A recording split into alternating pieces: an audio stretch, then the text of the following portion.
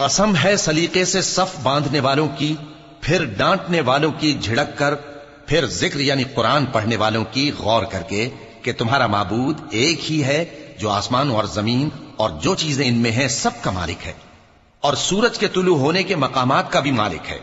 बेशक हम ही ने आसमान दुनिया को सितारों की जीनत से सजाया और हर शैतान सरकश से उसकी हिफाजत की कि ऊपर की मजलिस की तरफ कान न लगा सकें, और हर तरफ से उन पर अंगारे फेंके जाते हैं यानी वहां से निकाल देने को, और इनके लिए हमेशा का अजाब है।